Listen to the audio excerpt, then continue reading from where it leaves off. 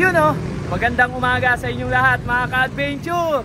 So sa video na to, aahon tayo ng Antipolo, pero may shortcut tayong dadaanan. Yan, dahil sa Valley Gold tayo dadaan. So pag pumasok tayo ng Valley Gold, ang labas nun mga ka-adventure is Sumulong. Kaya tara, samahan nyo ako, let's go.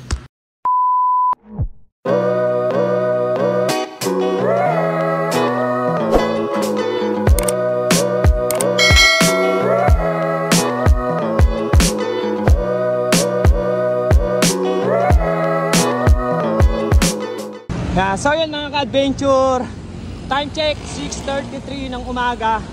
Yan, nandito na tayo sa highway ng Taytay. So solo ride lang muna tayo. Etong vlog na to, biglaan lang to. Nag-vlog ako para hindi tayo maboring dahil nga solo tayo. Tapos yun, dahil hindi pa nga natin nabablog yung Baya Valley Gold, ibablog na natin ngayon. Kasi matagal ko na rin namang gustong i-vlog yun eh. Ay, medyo hindi maganda yung panahon ngayon oh. Huwag naman sana tayong ulanin. So yung ride na to mga ka-adventure, aabutin siguro ng 33 km. Yan, pag angat natin ng Valley Gold, Sumulong, pasyal tayo ng Taktak, Simbahan, tapos baba tayo ng Domsa. Siguro aabutin to ng mga 33 to 34 km.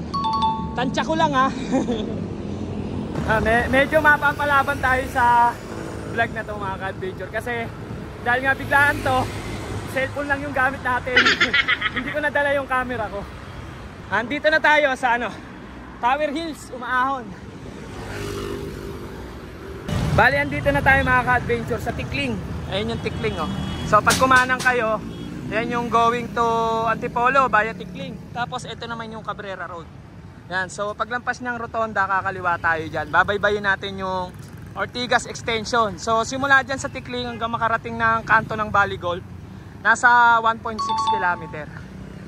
Ito mga ka-adventure, oh, pagkaliwa natin sa Tikling, lusong yan hanggang makarating tayo ng Valley Gold. O diba? May pahinga agad. So mamaya mapapalaban naman tayo ng ahon doon sa loob ng Valley Gold. Matindi rin yung mga ahon doon mga ka-adventure. Sana makunan natin kahit cellphone lang yung gamit natin kasi mahirap mag one hand lalo na kung ahon. Isa sa mga landmark pag malapit na kayo sa Valley Gold, etong Sierra Valley. Yan, sa mga manggagaling ng Antipolo, Taytay, Angono, Binangonan. So pagkalampas ng Sierra Valley is Valley Gold na po yung kasunod. Yan. So yan mga ka-adventure, bali andito na tayo sa kanto ng Valley Gold. So ito yung malaking bola ng gold po. So kung manggagaling kayo ng Maynila, yan, ng Cainta, diyan kayo manggagaling mga ka-adventure. Ayun yung STI, paglampas ng STI, ito na, Valley Gold na. So pasok tayo dyan. So yun mga ka-adventure nga pala, paalala lang sa lahat nga pala ng makikiraan dito sa Valley Gold, wag tayong pasaway. So hanggat maaari, single file lang. Para naman hindi sila magigpit, di ba? So tayo lang naman is nagpapapawis lang. Yun lang mga ka-adventure. Masarap kasi yung mag-bike dito, sobra, lalo na dun sa loob ng Valley Gold, sa mismong Valley Gold na kung saan nag-go-gold. Very refreshing.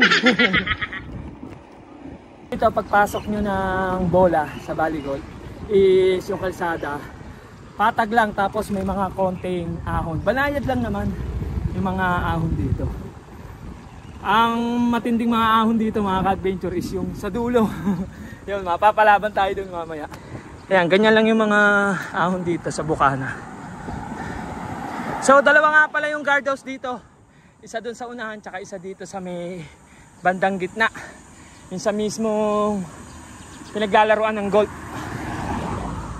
Pagpasok nyo rito sa Valley Gold, dire-diretso lang naman. Wala naman ligaw, wag lang kayo papasok ng mga subdivision. Kasi sa loob nito maraming subdivision. Ayan yung isang guardhouse. Oh. Diyan tayo papasok. Ito mga ka-adventure, dito na tayo sa loob ng mismong pinaglalaruan ng Valley Gold. So pag nandito na kayo sa loob mga ka-adventure, lagi naman sinasabi ng guard pag pumasok kayo doon sa guardhouse is mag-ingat sa mga bola. Kasi minsan may bolang tumatalsik dahil nga laruan to ng golf. Ito mga ka-adventure, ng laruan ng golf po. Lawak niyan hanggang doon sa dulo. Ayun, di ba? Napakaganda rito sa loob ng Bali Golf. Very refreshing.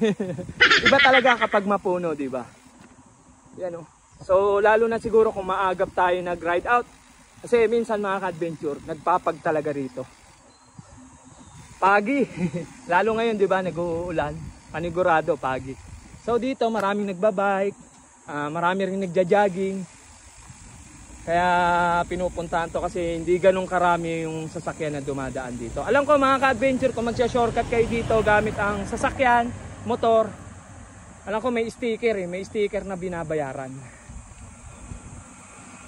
Ano? Yan yung pinaglalaroan ng golf. Lawak, di ba? So mamaya, may mga ahon na. Sa part na to, medyo rolling pa eh. Ayun o, may mga nagja-jogging. Sa part na to, ayun o, may ahon na sa unahan. Ayan. Pagdating dito, huwag kayong liliko sa mga ganyan o. Kasi mga subdivision din yan. Tsaka budol dyan mga ka-adventure. Puro ahon. Kaya aahon tayo dyan.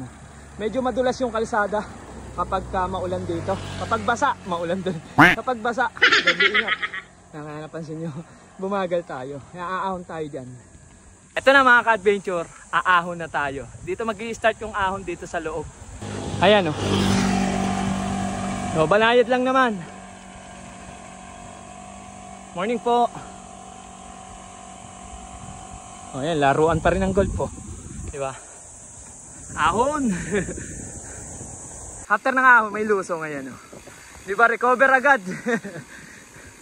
Recover sa maraming puno. So yun mga ka-adventure, bali andito na tayo sa mismong entrance kung saan may naglalaro ng mga golf. Ayan yung entrance nila. So alam ko sa part na yan mga ka-adventure is pwede kayong pumasok kasi may mga pagkain silang ino-offer. Yan, katulad nung breakfast, yan yung mga ibang nagbabike, dyan nagbe-breakfast. Tapos ayan, may nakalagay oh. Don Celso S. Tuason Avenue. Tapos nakalagay pakaliwa dito sa Sumulong Highway. So sa kanan, Ortigas Avenue. So sa Ortigas Avenue tayo galing. Lalabas tayo ng Sumulong. Pagtapos natin mag-picture dun sa gate ng mismong Bali Golf mga ka-adventure. Eto, padyak na ulit tayo. So sa part na to mga ka-adventure, very relaxing. Ayan. Favorite ko tong part na to dito eh. Mapuno kasi talaga. Tapos syempre may banayad na ahon din. Makulimlim no? Tsaka basa yung kalsada rito. Siguro ang pagkanina dito. Ganda oh. Sobrang ganda talaga rito mga ka-adventure oh. Diba? Nakaka-relax kahit ahon. Pero balahid pa naman yung ahon dito. Malapit na tayo sa exciting part. Ito na mga ka-adventure, dito na magsisimula yung ahon sa dulo. Mahaba din to. Ayan yung ahon dito mga ka-adventure.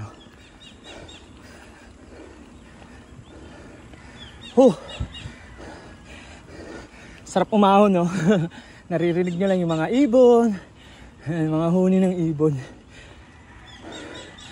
Ahon! Ayan mga ka-adventure oh. 13%. Alright. Pagdating dito kanan. Ayan oh, may sign na naman oh.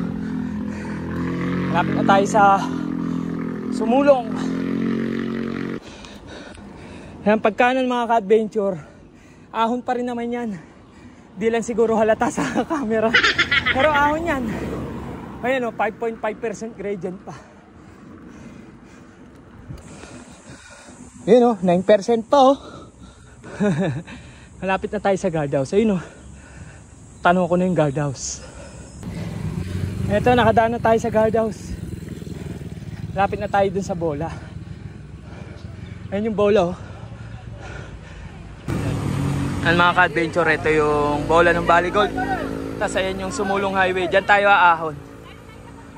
So yun mga ka-adventure, ito bali ahon na tayo ng Sumulong. So mula sa bola hanggang makarating ng Taktak, nasa 6.9 km. Ang daming maahon.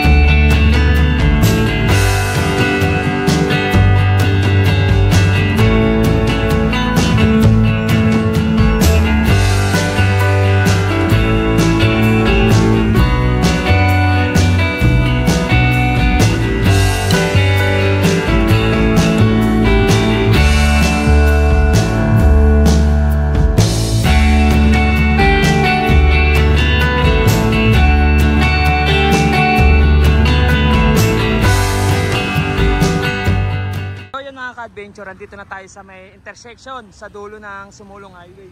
Ito yung Robinson, tapos ito yung intersection. Pag kumanan kayo, going to Taktak yan. So pag dumiretso, going to simbahan ng Antipolo. So punta muna tayo ng Taktak, tapos punta tayo ng simbahan. Kasi sa Taktak, may daan din naman doon papuntang simbahan.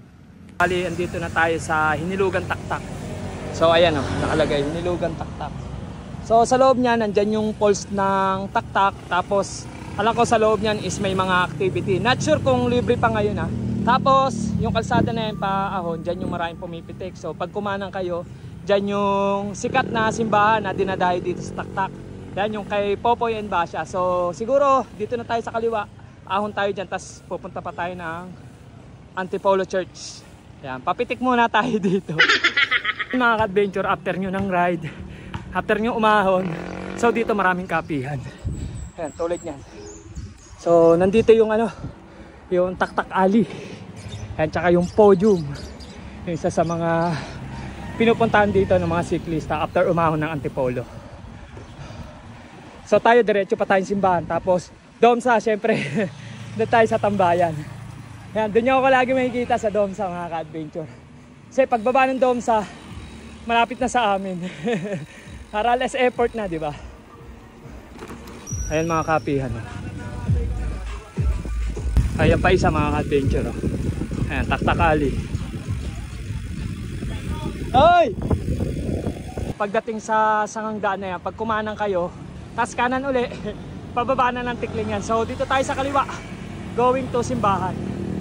Yeah, so yun mga ka-adventure, bali, andito na tayo sa harap ng simbahan ng Antipolo. Yan. Yeah, sobrang daming tao, di ba? Sobrang dami ring siklista. Yan. So alam na, pagka umahon tayo ng Antipolo, lagi tayo dumadaan dito para magdasal, di ba? Dahil tao. Ang pagbaba ng simbahan, kumaliwa na ako. So yung kalsada na to, dediretsuhin lang natin hanggang makarating tayo ng Shopwise. Yan yung kalsada. Ito yung simbahan sa kaliwa. Diretso lang tayo dito. One way ito mga ka-adventure. Dito na tayo sa Shopwise, dito sa may stoplight niya. Pag kumaliwa, patiresa pag kumanan, going to Tikling. So dito tayo sa diretso. Simula nga pala rito sa Shopwise hanggang makarating ng Domsa Viewpoint kung saan tayo laging tumatambay. Nasa 6 km lang. O diba? Sulit ride na rin, puro ahon. Pero kahit pa paano, diba, may mga recover din. Adventure, pag dire-diretso nyo naman na to, ang pinaka-landmark pag pupunta kayo ng Mahabang Parang or Domsa Viewpoint. Yan. So yung 7-Eleven o kaya barangay ng Mahabang Parang. Pagdating daw, kumanan na kayo.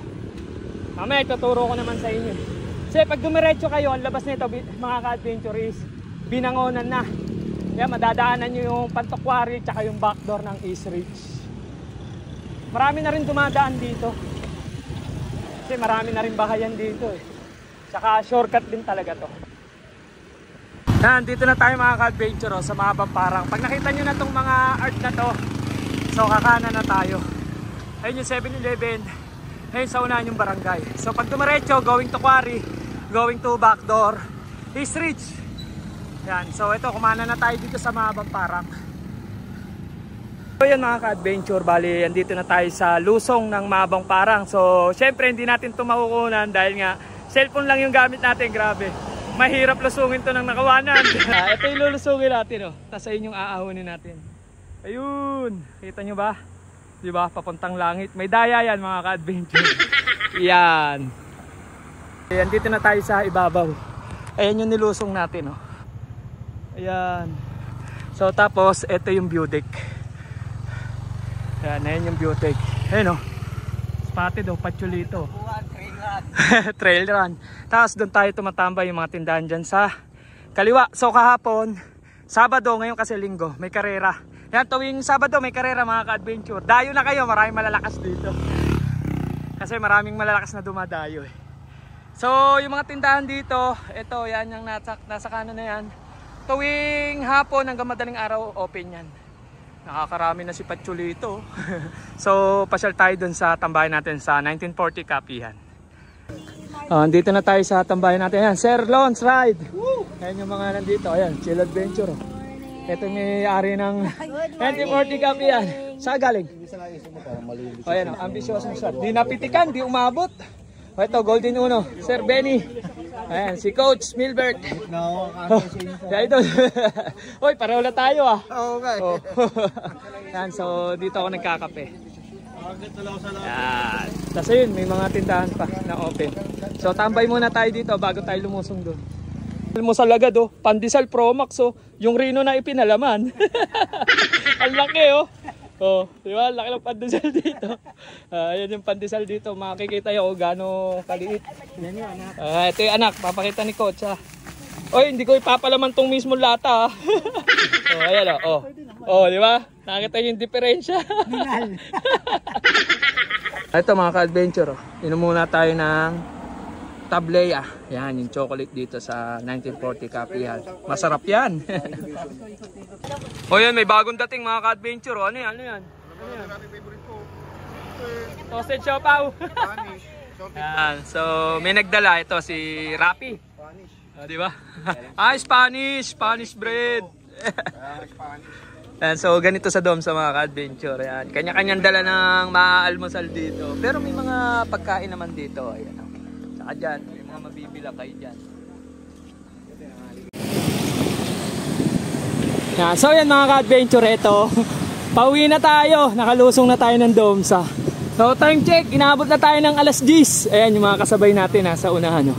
Ayan, so paano, dito ko na tatapusin yung video. Maraming salamat sa mga nanood dyan at sa patuloy na sumusuporta sa akin. Maraming salamat po sa inyo. Follow and subscribe na lang mga ka-adventure. Yun lang, ride safe sa lahat. Batian na lang sa daan. Paalam!